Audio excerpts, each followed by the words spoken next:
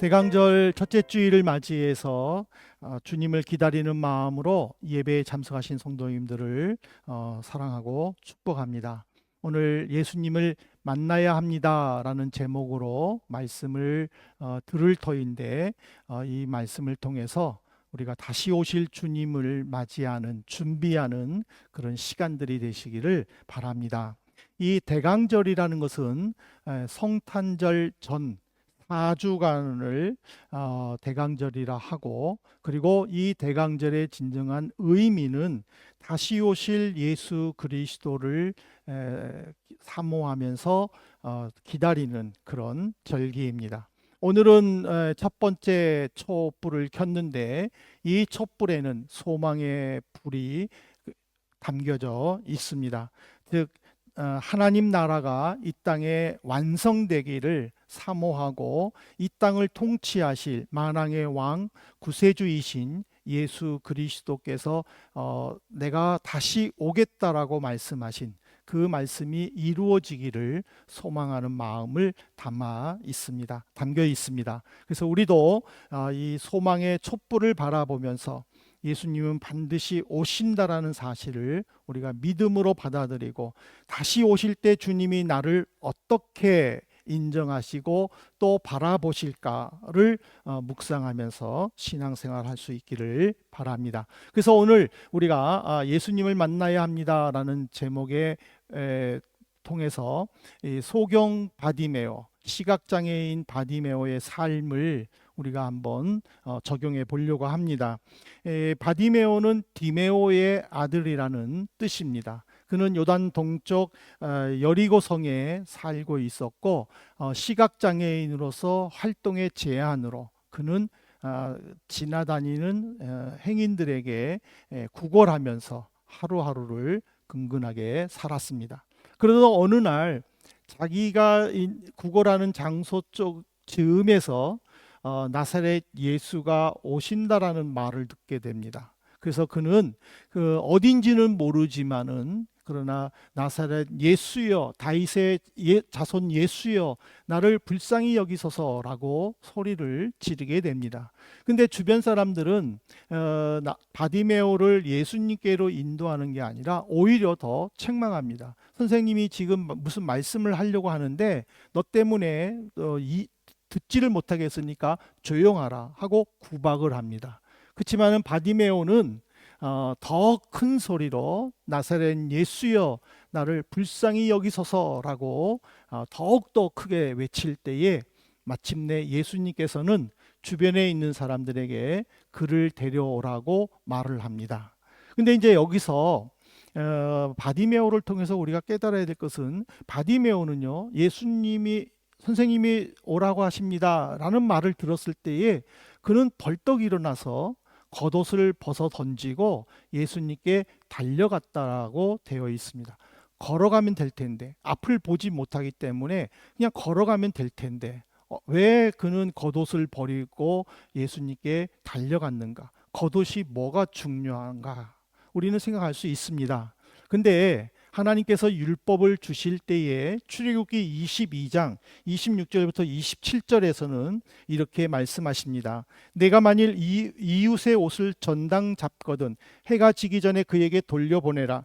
그것이 유일한 옷이라. 그것이 그의 알몸을 가릴 옷인즉 그가 무엇을 입고 자겠느냐. 그가 내게 부르짖으면 내가 들으리니 나는 자비로운 자임이라.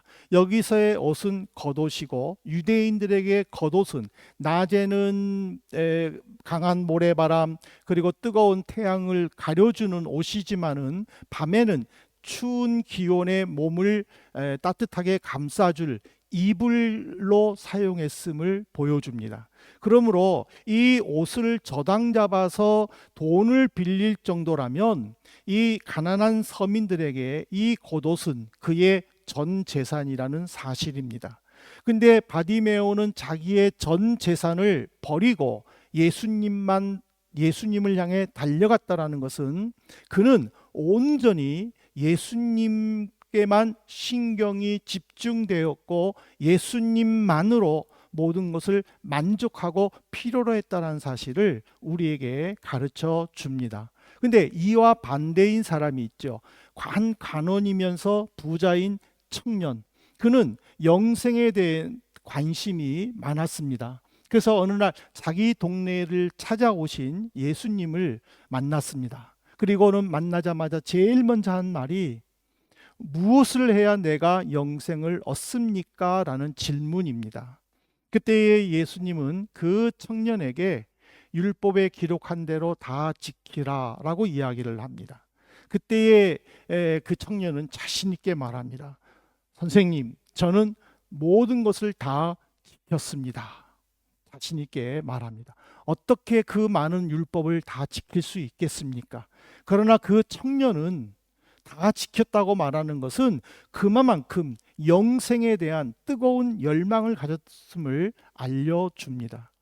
예수님은 그를 한참 바라보시고 그러면 가지고 있는 재물을 다 팔아 가난한 자에게 주고 나를 따라오너라 라고 말을 해줍니다. 그때의 그 청년은 한참을 고민을 합니다. 그리고는 말없이 예수님 곁을 떠납니다. 떠나는 그 청년을 보시고 예수님은 주변 사람들에게 이렇게 말씀하십니다. 마가복음 10장 22절입니다. 그 사람은 재물이 많은 고로 이 말씀으로 인하여 슬픈 기색을 띠고 근심하며 가니라. 영생에 관한 관심은 있었지만 그러나 영생의 실질적인 주인에 대해서 그는 진심으로 필요로 하지 않았음을 보여줍니다. 바디메오와 청년의 차이는 진심으로 예수님을 필요로 하느냐입니다. 바디메오는 예수님을 필요로 했기 때문에, 그는 예수님을 절실하게 원했기 때문에 자기의 가진 전 재산을 포기할 수 있었습니다. 그러나 청년은 예수님만 붙잡아야 되겠다라는 그 갈급함이 바디메오보다는 조금 약했다는 사실입니다. 마치 현대 용어로 말한다면 예수님을 보험 정도로 생각하지 않았나 해석할 수 있습니다. 보험이라는 것은 있어도 그만 없어도 그만이지만 이 보험으로 인해서 그냥 내 노후가 또 내가 죽음 이후에 조금 낫겠구나라는 그런 안심된 표정. 예수님을 안 믿자니 조금 불안하고 내가 이렇게 이루고자 하는 것들 또 목표로 세운 것들이 또 예수님께 제대로 믿지 않으므로 이게 잘못되면 어떻게 할까라는 불안감. 그러나 예수님을 믿자니 모든 것을 다 포기해야만 된다라는 그 말에 내가 내 것을 포기하면서까지 예수님을 믿어야 하나라는 그 마음. 그러니까 적당히 세상을 즐기면서도 예수님을 믿으려고 하는 이 마음이 바로 이 부자 청년에게 있었음을 보여줍니다. 우리도 그렇지는 않습니까? 그냥 예수님을 온전히 믿어야 됨에도 불구하고 그냥 이 세상의 어떤 모습에 내가 좋아서 내가 이것을 차마 포기는 못하는데 근데 또 예수님을 믿어야 되는데 그런 고민들이 우리에게 있지는 않습니까? 엘리야 선지자는요, 이스라엘 백성들에게 열왕기상 18장 21절에서 이렇게 책망합니다.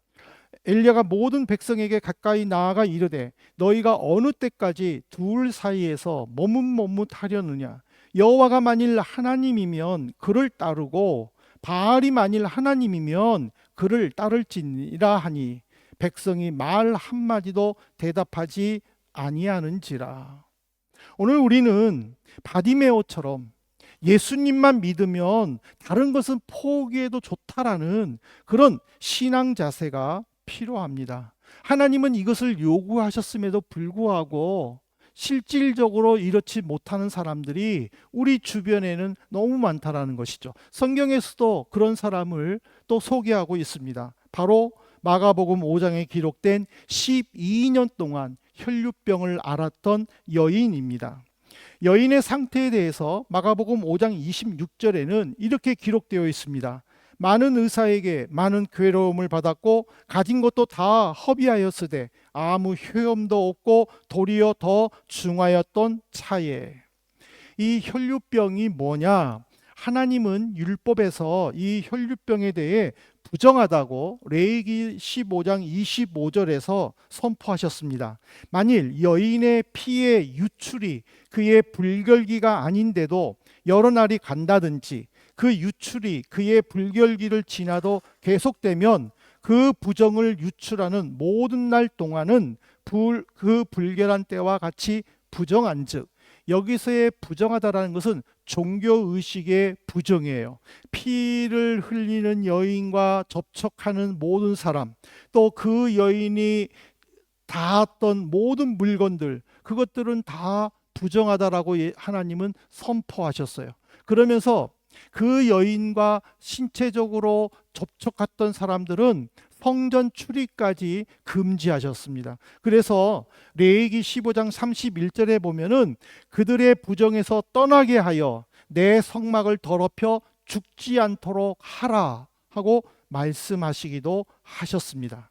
이렇게 율법에서 이 피를 흘리는 사람은 부정하다라고 하는 그 여인에게 있어서 얼마나 속상했겠습니까? 12년 동안 하나님을 만나는 장소인 그 성막에 가서 제사를 드리지 못했다면, 예배를 드리지 못했다는 것은 그 여인에게는 큰 고통이라는 사실이죠.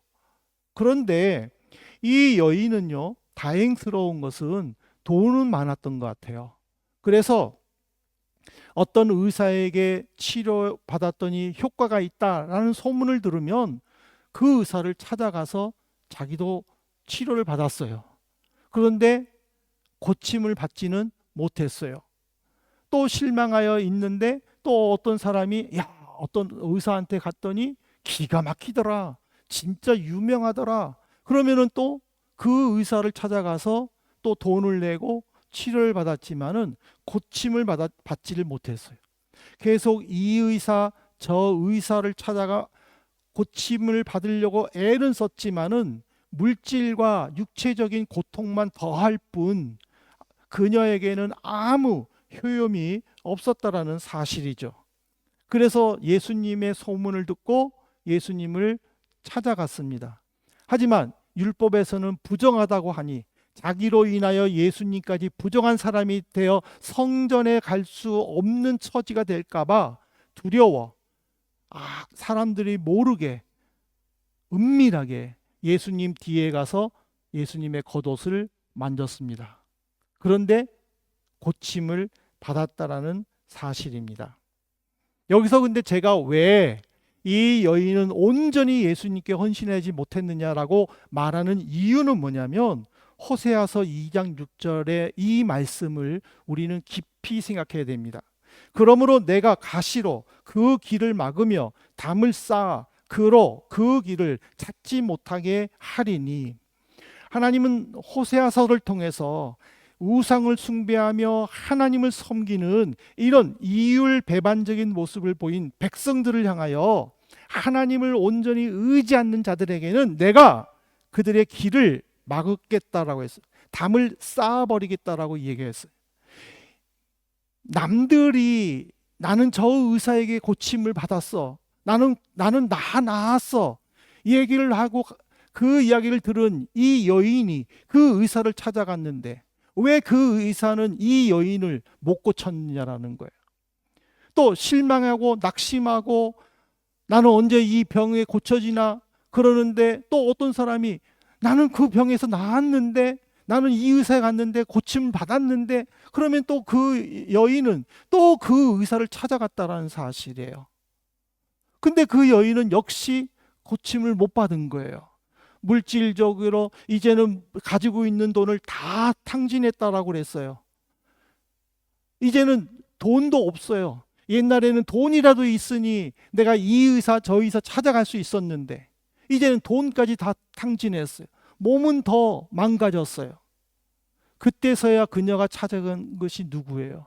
예수 그리스도라는 거예요.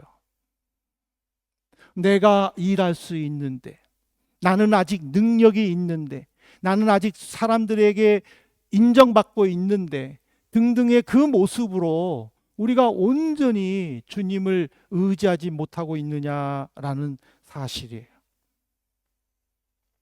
하나님을 온전히 의지하지 못하면은 하나님은 그 사람의 가는 길을 가시로 담을 쌓는다고 그랬어요.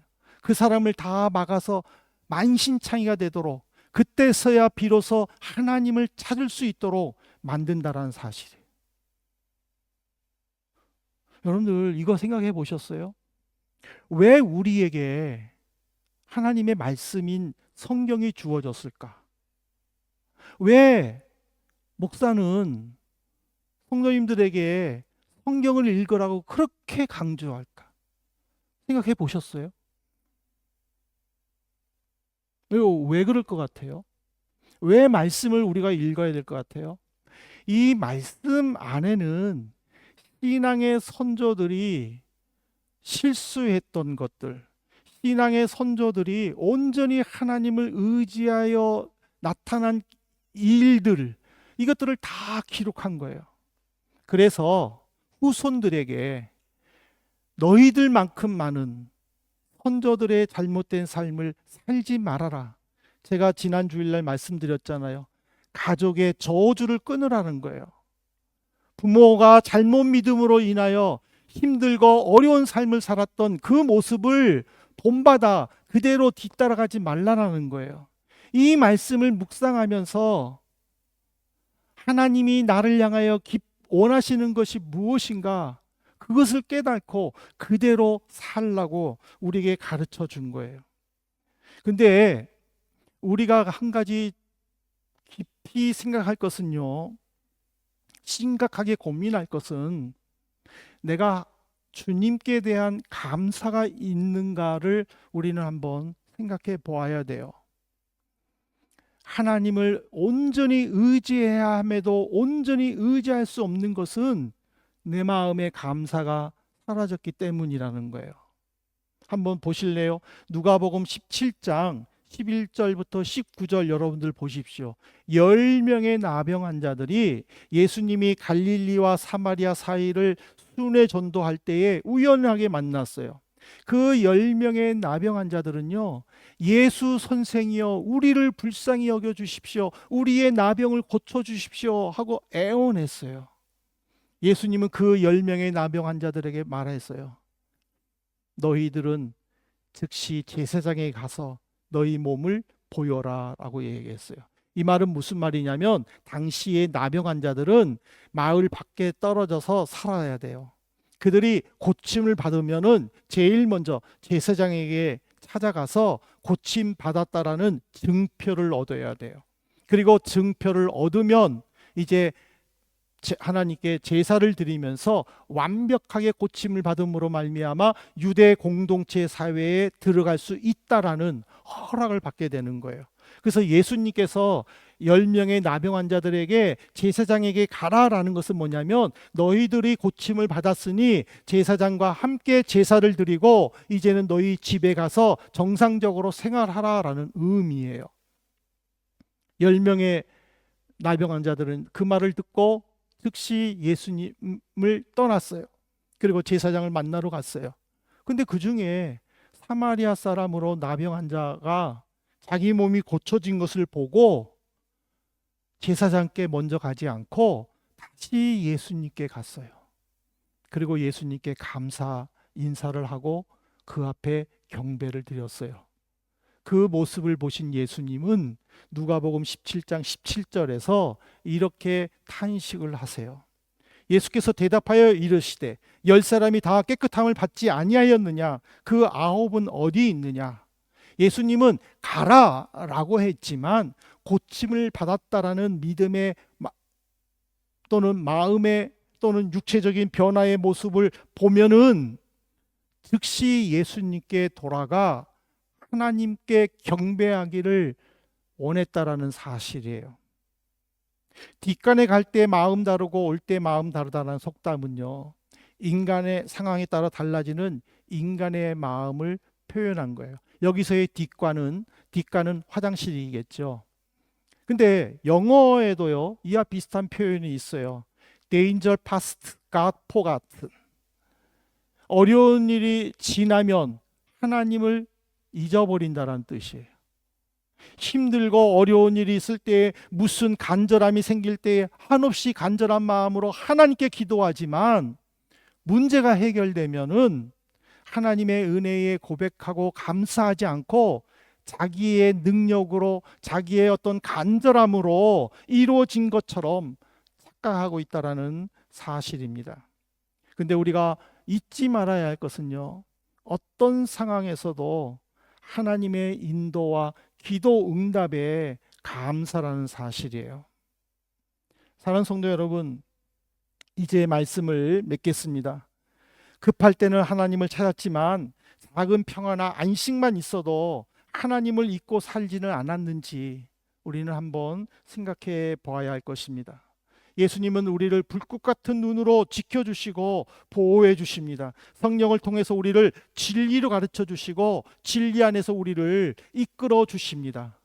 이 사실을 안다면은 우리는 바울이 고통스러워하는 애타는 마음을 우리는 한 번쯤 생각해 봐야 됩니다. 로마서 1장 28절에 보십시오. 그는 자신의 안타까운 마음을요 이렇게 표현을 했어요. 또한 그들이 마음에 하나님 두기를 싫어하며 하나님께서 그들을 그 상실한 마음대로 내버려 두사 합당하지 못한 일을 하게 하셨으니. 교만한 사람들은요, 하나님을 믿는다라는 것은요, 이 실용적인 지식에서 가치가 없다라고 판단을 한 거예요. 그래서 그들은요, 하나님 믿기를 거부한 거예요. 그냥 내가 살면 되지, 내 능력으로 살면 되지, 내가 운명을 개척해 나가면 되지. 그런 사람들, 하나님은 그들을 내버려 두신 거예요. 그들을 내버려 두셨을 때에 그들은 자기의 본분을 잊다 보니까는 미움과 탐욕과 불의와 시기가 마음이 가득해졌다는 사실이에요.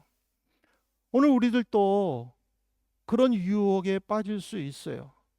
내 운명은 내가 개척한다. 내 일은 내가 알아서 한다. 물론 내가 알아서 해야죠. 누가 해주겠어요.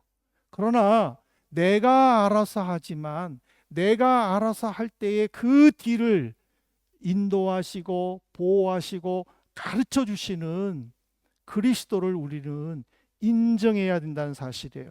내 힘으로 할 수 있지만 하나님의 인도와 보호를 간구할 때에 그 은혜는요 더욱 충만할 것입니다.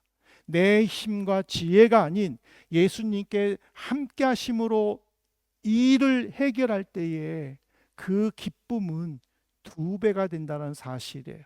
그랬을 때 우리는요 늘 감사한 마음이 생길 수밖에 없는 거예요.